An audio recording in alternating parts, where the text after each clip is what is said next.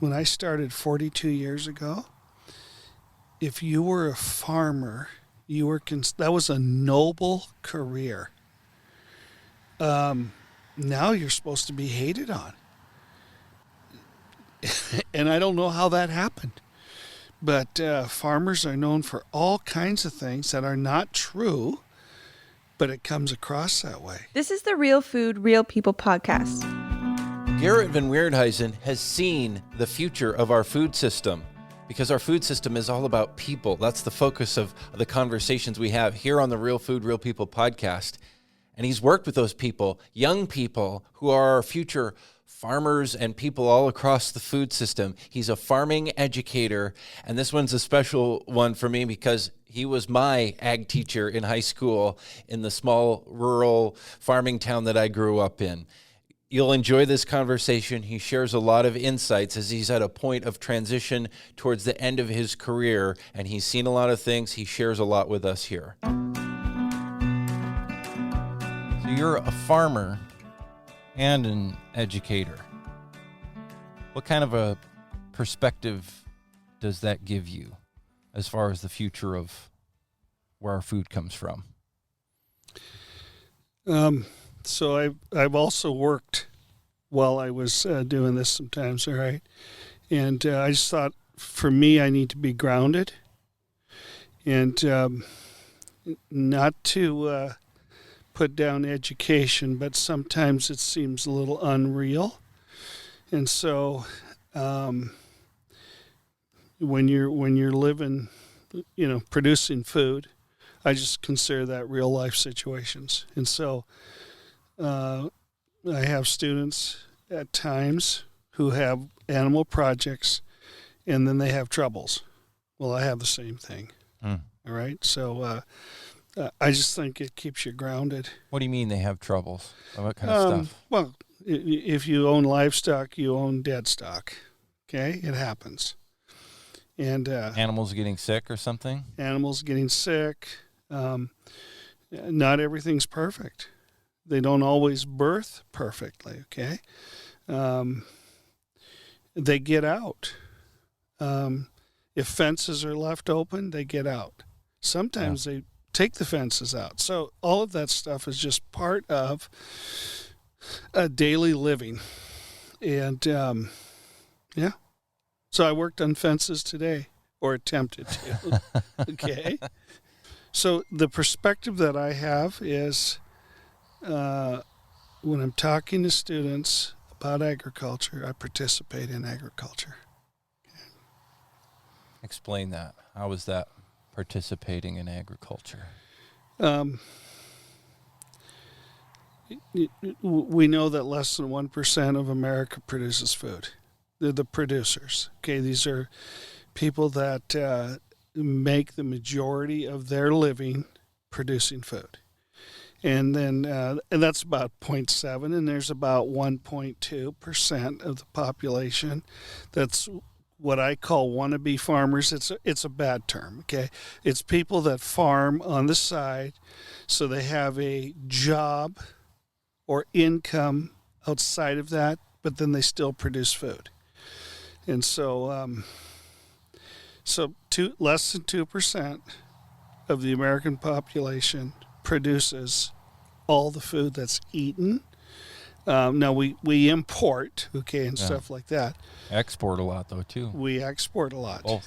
So it's a small minority that are actually producing food. And you're teaching students about agriculture. This is all with the backdrop of the farming population. That tiny slice, like you explained, that's left is aging. We hear that, and we hear more and more concerns about food security and shortages. And we just went through the pandemic and saw empty shelves. A lot of people saw empty shelves for the first time in their lifetime. Now they're, Ukraine and this and that. There's more concern with food and where it's going to come from. And at the same time, the people producing it are getting older. Yet you're the person, you've been working with young people looking at farming. What's your take on the future, being engaged at that point of the whole food system, really? there are still students who want to be in agriculture. They want to be involved. They like the farming lifestyle, though it's a 24/7, all right, depending on what kind of farming. But there are still students out there who want to do this, and maybe even more, but they can't. But and I'm around those students, right? I'm around those people, and kitty corner from me over here, okay, is a former student of mine. His dad passed away. He is in the business now. I don't even think he's 30 years old. So he's one of the young ones, okay? And he has no problem putting in the time, okay? And he saw his dad do that. He saw his grandfather do that. And it's a way of life. How many of the students that you see, a real passion for continuing in farming, how many of them come from a multi-generational farming background? And how many of them are fresh to it? Maybe they didn't grow up around farming at all. So it obviously varies year to year, okay? I've had a number of students who say, eventually I want to be back on the farm, but they work off the farm for a while. And they're picking up a skill or developing their skill. If it's a mechanical one, they're working for a business that's associated with agriculture, okay? And yet, I have students that jump right into it. And obviously, how I view this is for us to survive, we need food. So, okay, we're going to have agriculture 50 years from now.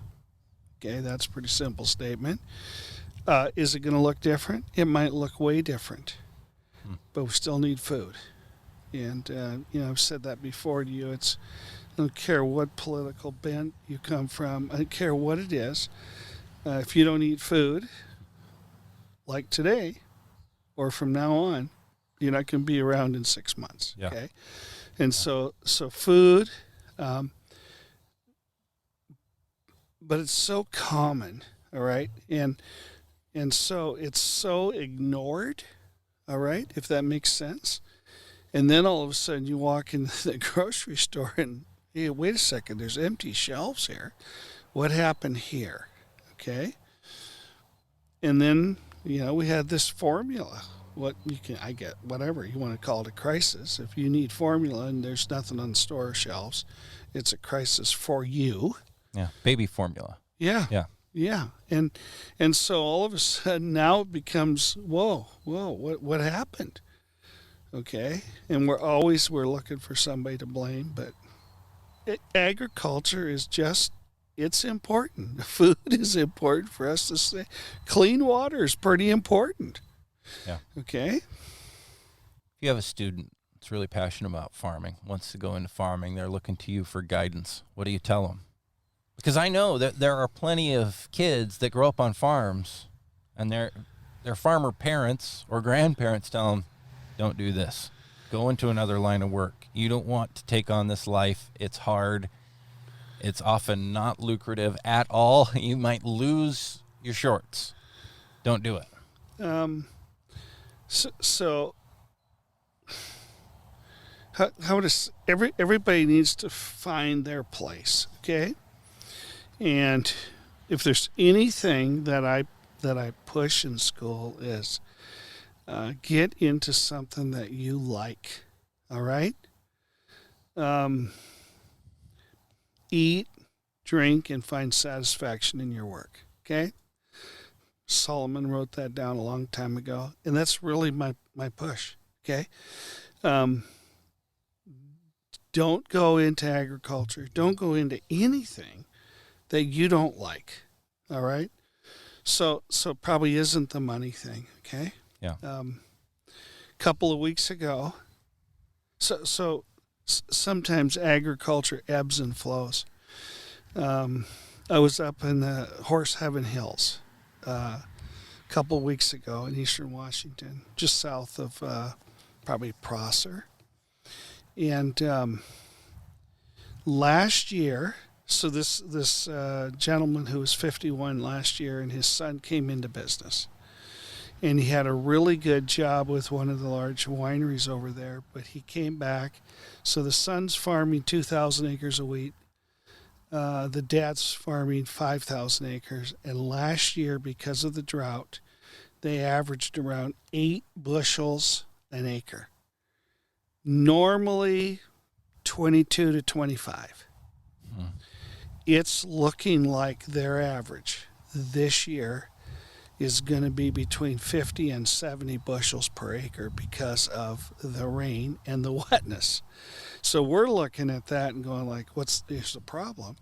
They're looking at it like unbelievable. I mean, they can't even believe it. And so again, one person's whatever struggle is the next guy's doing well. And then, of course, obviously the Ukrainians are not going to have the crop to feed, right? So these guys in Eastern Washington, they're looking sweet at the peril of others, which is partly what agriculture is too, right? Competition. It's ebb and flow. And, if I'm a berry farmer, I would try to get you to eat more berries. And if I'm a dairy farmer, you really should drink more milk. And I have beef here, so you really should be eating beef, okay? All right? And apparently, if you have chickens, you would like people to eat more chickens. So, okay? So we have some competition amongst ourselves. But most agriculture has I think, has quit the competition with ourselves because there's not many of us. So we try to huddle together, and then again, we're at 1%, so...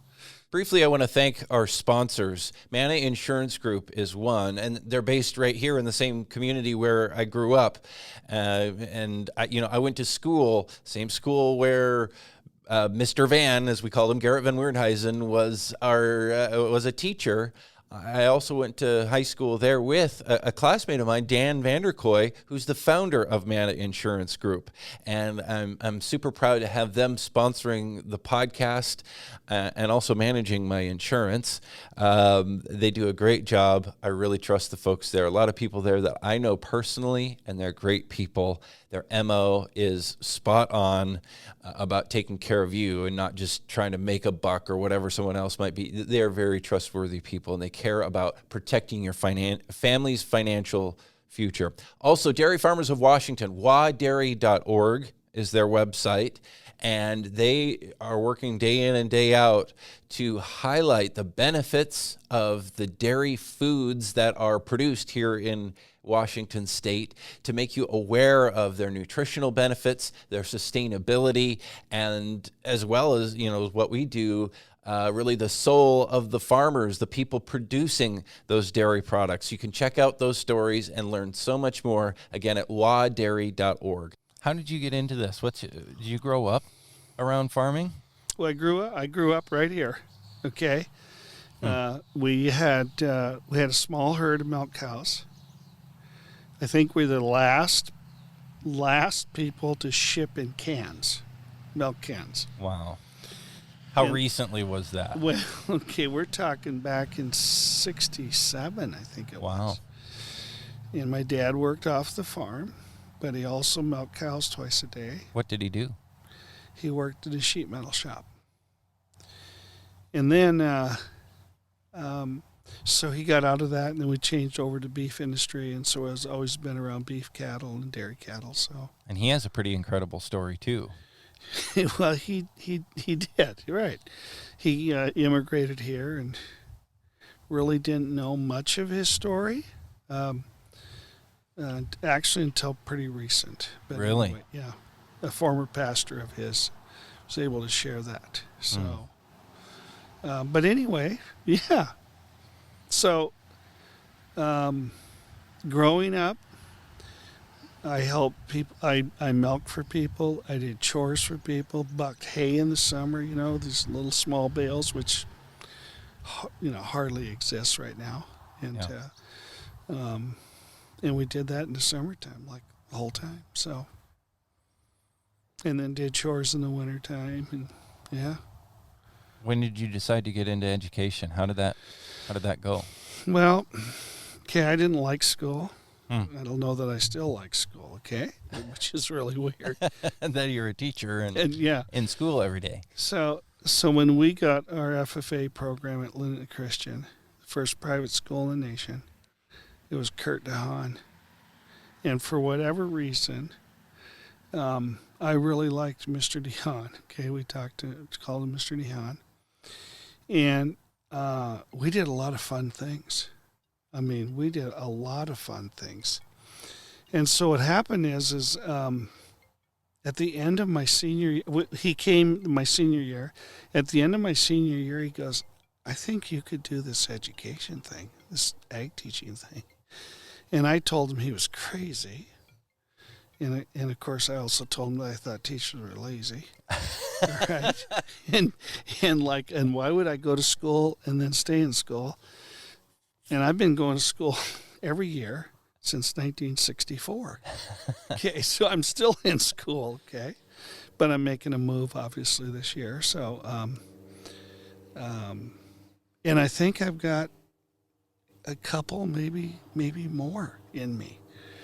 And I love teaching students, and I love getting kids that are hands-on and who've not been very successful in education, and to try to get them to realize that working with your hands and being in the trades is equally as important as any other. So, and that varies, but doggone it, plumbing is pretty important. Yeah.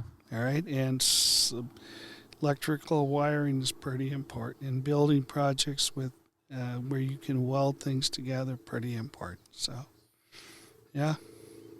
So, yeah. And I look back. I was a horrid first-year teacher. Okay, I'll just be honest with you. I was horrid, and my teaching partner, who was a really good friend of mine, told me I either needed to get out or start teaching. So my second year, I started teaching. So. Yeah, what was that like? When did you develop this passion for coming alongside and really not just teaching but mentoring, particularly students who were having a hard time finding their place? So I taught 3 years at Salton and got a couple of kids to go to national competitions, like Salton Denver did that. FFA contests. FFA, yeah. So when I came to Linden Christian, and you got to be a little careful, right, when you're saying this. But I had a freshman class when I came to Linden Christian that was like the who's who of dairy farm kids in Whatcom County. And after about day 2, I realized I was thankful I had the kids and not their dads. Okay. Okay. Seemed like a tough crowd. And yet, that freshman class, which graduated in 87 then, was my favorite all-time class. Just like solid people. And many of them were still part of agriculture or the trades. And so then I'm going to mention 3 names: Dennis Lautenbach, Greg Van Dyken, and John Topp. DL works for the co-op. Greg Van Dyken is an electrician, owns his own business, and John Topp owns Top and Hish Auction Barn. Used to have the sunny side, and those guys stepped in and started helping out doing the FFA thing. And so I consider them leaders. I think they kind of put us on the map. And we had a lot of fun together. And so I kind of attributed it to that. And all of a sudden it just started to roll. And DeHaan, of course, is sharp, and he's a coach, and he likes to win. Okay. And so for 33 years, DeHaan and I taught together. And it was the most wonderful partnership. And I always say that we had two arguments over those years, and one he was right and one I was right, and I wouldn't know what it was about. So, he and I would say the same thing. He was just a lot kinder, and I was more blunt. So the tougher kids could understand me a little bit. The public like probably hearing DeHaan's better, but whatever. Okay. You've shared stories with me, and you don't have to name names or anything, but stories about students that you've worked with and seen transformation in their lives. I just talked to one of the guys and I'm not going to mention the name, but this guy's a freshman, couldn't put together a wooden box to save his life. And I'm like, well, okay, this guy just didn't have it. And then probably builds the best stock trailer his senior year. And I'm like, how does that work? How do you not be able to put together a wooden box? Yeah. And 3 years later, you're building a stock trailer that's just unbelievable. And so I've seen people develop, right? And but it's over and over. And hearing you talk about it's not just developing their skills. I mean, you're more interested in the person. Yeah. And them developing who they even are. And I know you've shared with me stories of people who didn't really seem to have a direction, who found purpose. So I'll be honest with you. I've taught from the heart all the time, okay? And the kid or the person was always more important to me than whether they built a project or not, right? I mean, it's the senior class that just left, right? I mean, those guys, I have a connection with them, right? And they walk out and they go to these various, they're working at various businesses. And it's like, I hope I taught them enough to where they can survive and do well. So how do I look at success? I look at success as like 4 or 5 years out of high school. They're decent human beings. Maybe they become a good spouse. They raise their family right. They have a work ethic and they care. And then they turn around and come back. I mean, it's, well, okay.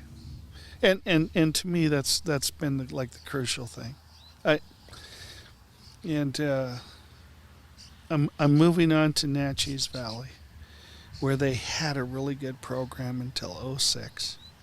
It's kind of waned, and the community now wants that back. And it's crazy. I mean, I'm telling you, it's crazy. I was there yesterday. I worked there yesterday, and then I drove home, and then I went to the shop and worked last night in the shop here, right? Because, the kid needs help, right? So then that's what we do. But yesterday, we're standing in an absolute empty shop. Everything's gotten hauled out. Redoing everything. Changing where some walls are. And they're looking to me like, okay, well, let's roll. This is what we're going to do. And so anyway, I get a chance to do that into my career, reset up a program. And Natchez is a farm community. It has a little logging up at the upper end, very family oriented. And we have some people locally, of course, that graduated from Natchez, right? So, fun. And I always like they go, Mr. Van, who's your favorite? And I always ask them back, and it's always sneak when there's about 7 kids and about 12 favorites come up. All right, so okay. And over my entire teaching career, there's There's a handful of students that I wished I would have treated a little differently. It's probably at the front end of my career. Mm. But, yeah, today and tomorrow, I hired two kids that are going to be sophomores next year at LC. And could I get a little more work out of them? Yeah, maybe. Do I treat them right? Oh, yeah. Yeah. And the kid today goes, you need anything on the farm when you're not here? So that's kind of cool. When you look back on your years of teaching, what's the moment that stands out most to you? You remember? It's maybe the most touching or that you're the most proud of.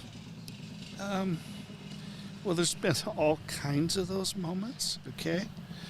I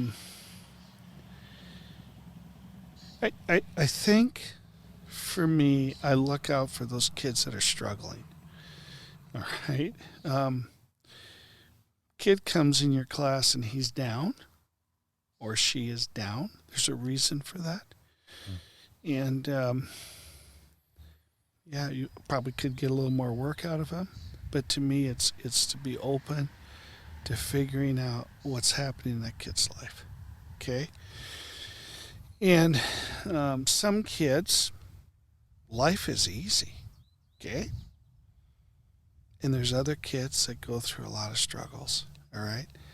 And so to be able to come alongside those kids that are struggling or whatever, that to me is huge. I wouldn't say there's one thing. Though I had a kid a few years ago with Asperger's, I guess is the diagnosis. And this kid's a welder now in Florida. And he's doing well. So, those are kind of things. How do you know what kid needs a kick and what kid needs a hug? And I think I learned that from DeHaan a lot too. Okay, because he had that ability to, know when to and know when not to, and so. Thinking about education and what's happening in classrooms and what you're talking about there and what you're seeing, what you're trying to help students with. It's just so different than the narrative that we're hearing right now with school shootings and kids having a hard time and mental health struggles, and the list goes on and on. What's your take on all that? I can't say 100%, but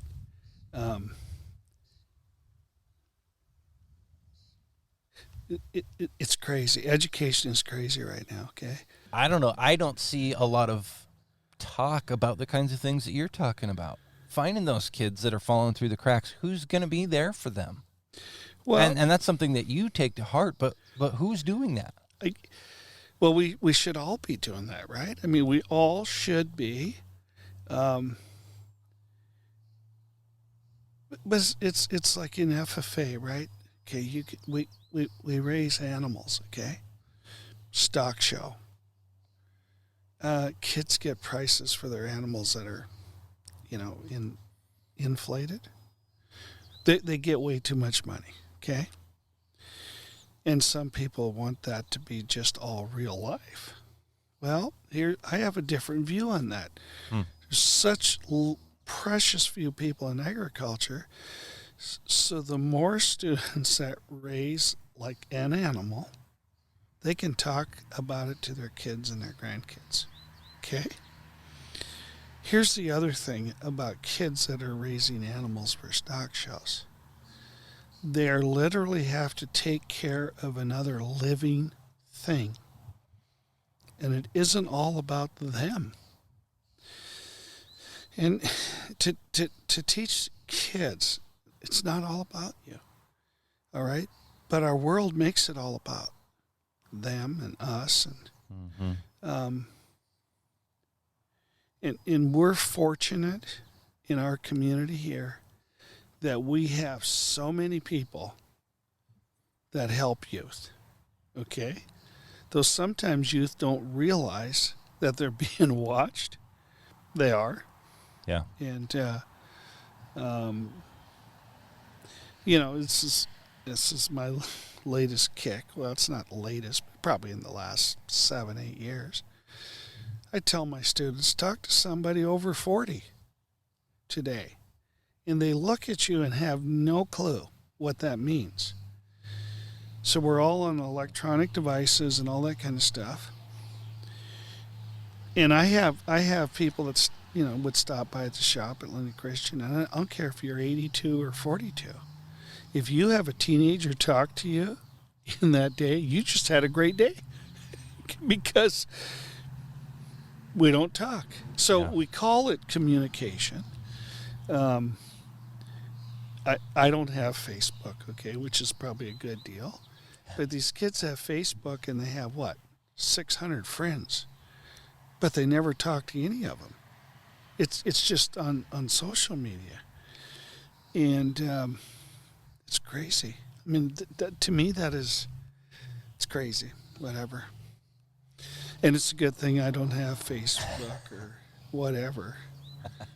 That's why I throw out. Is MySpace in there? And it's like, what? All right. No, the Real Food, Real People podcast does not have a MySpace page. Okay.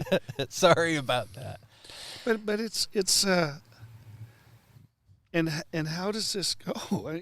Like COVID, okay? And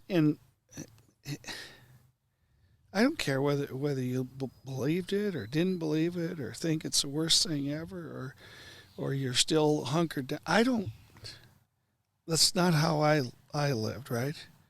And I probably, be honest with you, I had one of my family members here never broke stride for 1 minute, okay?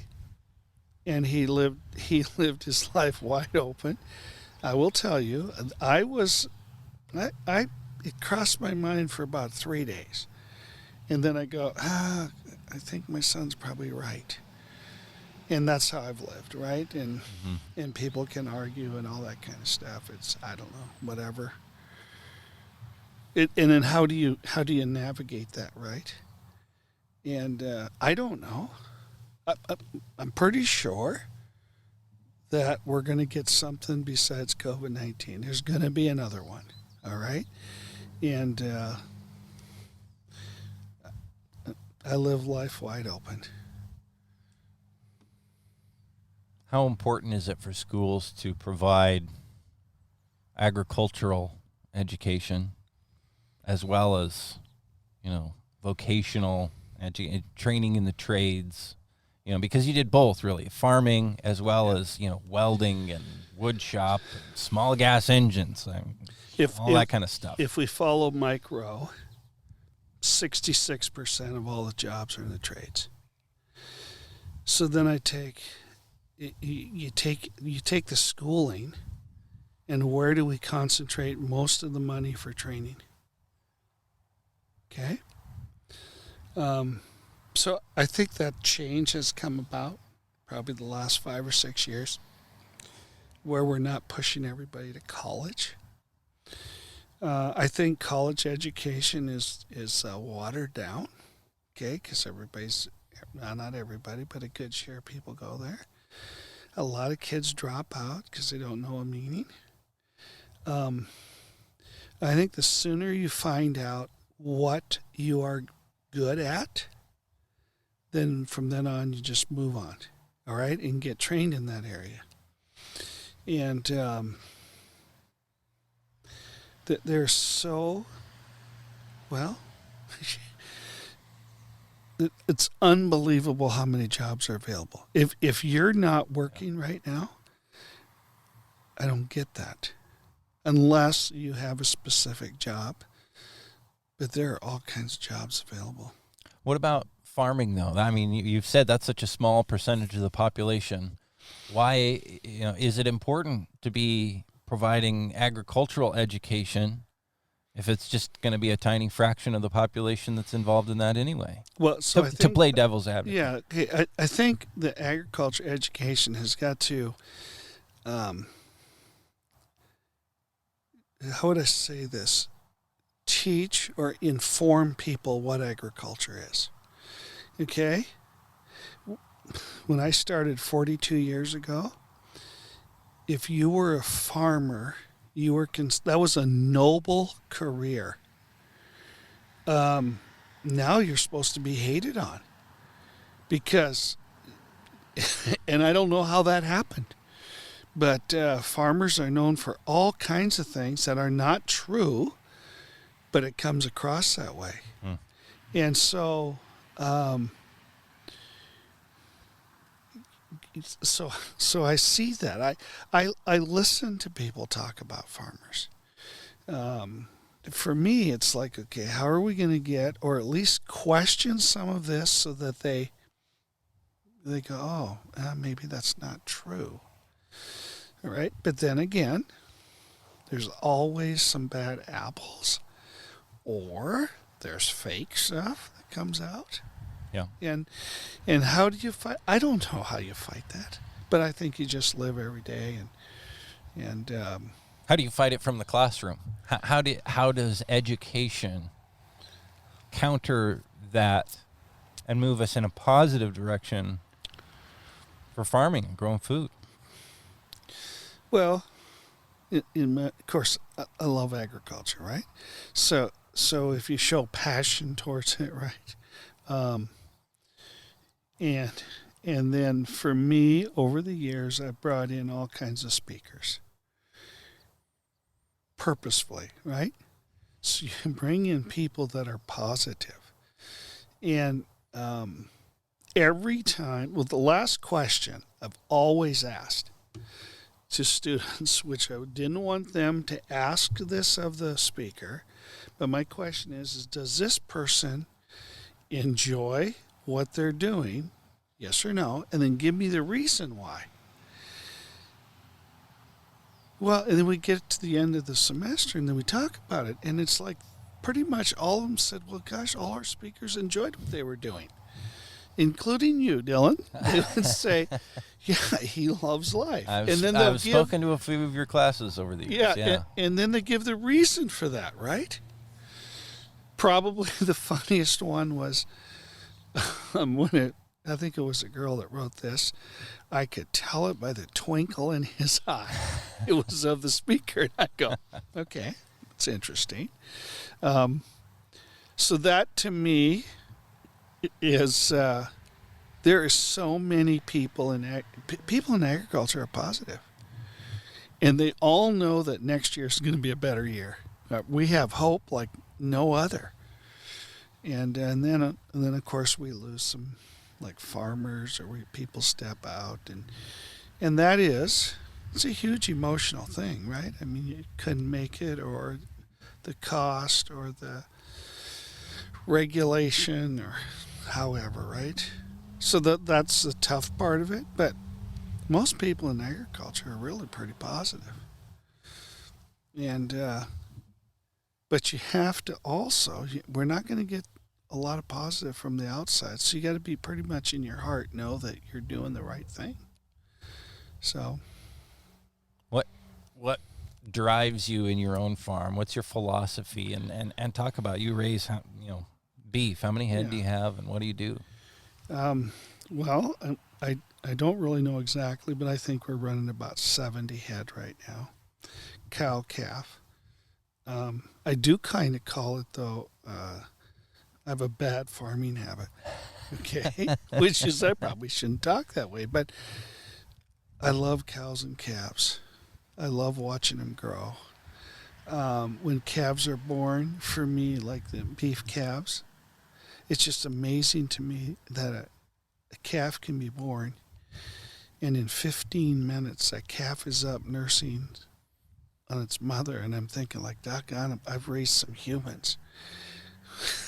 Okay, and we're more intelligent, but they don't get up and walk and nurse on their own in 15 minutes, okay? Yeah. All right, and you've been there too, Dylan. Yeah. So you look at that, and you just go that innate, it's in there, right? And it's the way they've been created. But it's just amazing. And I'm still amazed every time I see that. I just like, how can you've been swimming in a tight spot? How do you know that you need to stand up? And how do you know you need to be looking for the groceries? It's crazy. But it's amazing, right? And so you get to see that, right? And then we have cats, right? On the farm. Barn cats. Barn cats, all right? And they keep away the mice and all that kind of stuff. And then these barn cats they're in the city. We have some of ours that are out of San Francisco with people that are quite wealthy, and they go all over the country in airplanes. They're barn cats. They're the ones that I had to shove aside a little bit with a foot once in a while, okay? and they're doing extremely well. And just even today, there's a couple up in the hills here that and they're just so happy and they're just barn cats, all right? And all of that stuff is, again, keeps you grounded. Yeah. Right? Joys and discomforts of agricultural life, and hold an inborn fondness, even in hours of discouragement. Okay? And on the farm, things can break. Death, loss, cows get out, maybe short on feed, you're going to buy feed that's way too much. All of that, and you just don't go, okay, today I'm giving up, but no. So would I do this over again? In a heartbeat. Here's just tell you this. I love so we have a project that's not done, and usually in the summer and then you get to speak. You're one-on-one working with a kid, and you get a chance to just like breathe life in the kid, right? And this year I got a kid now that he's going to be an agronomist. He wants to be an agronomist. Well, do we need agronomists in Whatcom County? Yes, we do. And this kid, he's an adult, right? He gets trained 2 days, working at CHS, and now he's working on his own, totally on his own. No supervision while he's out doing his job. And it's like, how cool is that? All right. And he comes and we're working in the shop at night, and then he talks about his day and what he's learning and how he's trying to do a little better job each time. And but that's in the kid, right? I hope maybe I helped a little bit on that, but he's the kid that I pushed, right? So Been a lot of hours for you put in between keeping a farm going and teaching and everything else that you're involved with, FFA. Yeah. Some people say they're too busy. I don't know. We all do what we want to do, I think. And I've said this, I don't look forward to retirement yet. Okay. I mean, that's, and I don't know what that's going to look like. All right. I don't have, hobbies. I don't golf. Okay. Though I've had pretty good golfers come through my class. All right. I don't snow ski. I don't, I'm not on the water. I like hanging out with farm things. Like, I don't mind going to the auction. I like that. But that's kind of part of work too, right? I've been involved with Cattlemen's Association, and I think we should do I think farmers should do a better job of incorporating their agriculture with their friends. I won't list the names, but probably about 20 years ago, I was talking to a couple of farmers, and we were going to have some FFA barbecue, and I made a comment about needing to buy pop. And these two guys both pulled out of Ben Franklin, laid it on the table and say, you're going to get milk. And then I made a promise to those guys that I would never serve pop at another FFA activity. And so it's only ever been milk or water.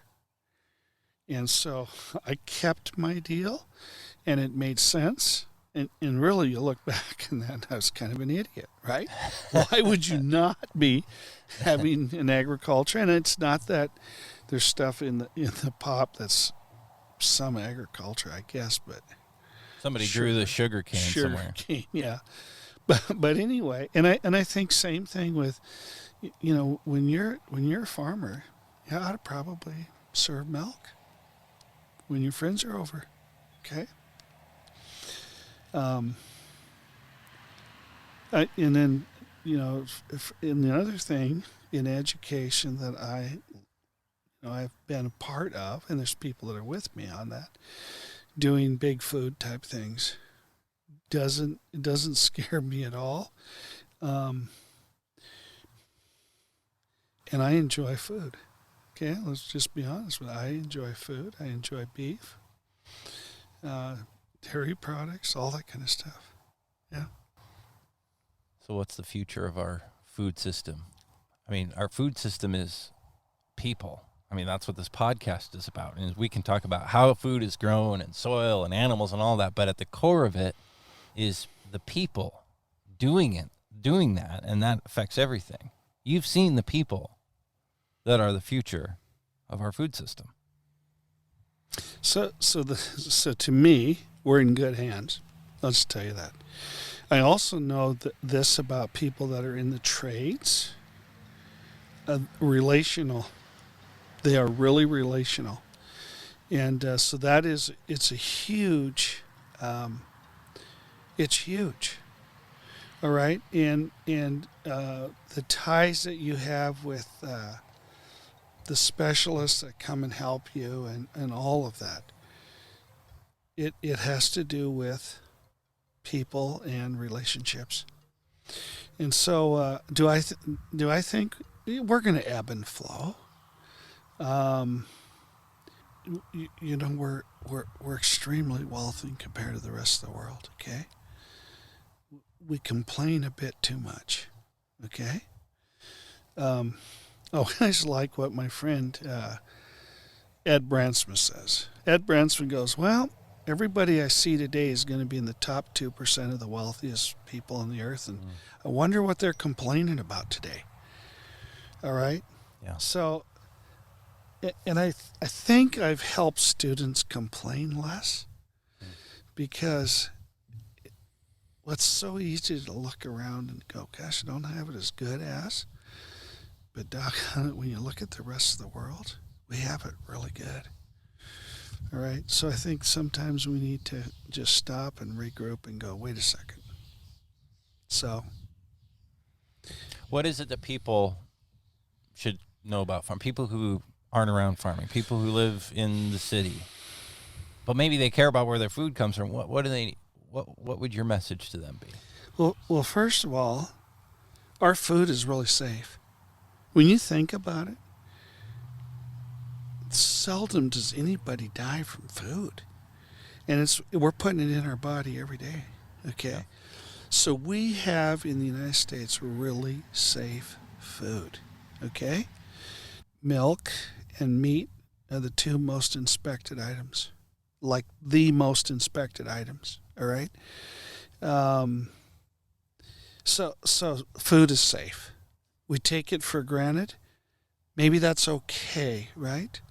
If there's anything that I'm a little bit bothered by is we see food as trying to be a little too perfect. And if you grow a garden, it doesn't all look like what it does in the grocery store. Yeah. So I think that's a little bit of a problem to me, because I think we have enough food in the world to feed everyone, but we throw a lot of it out. Okay, and that makes me a little nervous. But again, the dollars will always work through, right? And we're going to look at It's like right now, okay? Price of gas apparently is a little up. Probably not as much as it will be. Yikes. How many of us have really changed our driving habits? I don't know the answer to that. I know for myself, hardly. Which means what? Okay. Have we changed our food habits? I don't buy all the groceries, but I don't know that we have. Okay. It's going to be probably a long time before I don't eat meat. Okay, right? Of course, I raise it, but kids are raising pigs for the fair. They're putting the pig food into them. Okay, pig food's not as cheap as it was a year ago. Yeah, they're still raising those pigs, and they're buying the feed. So, I see a lot of berries. Berries are looking good. So I don't know.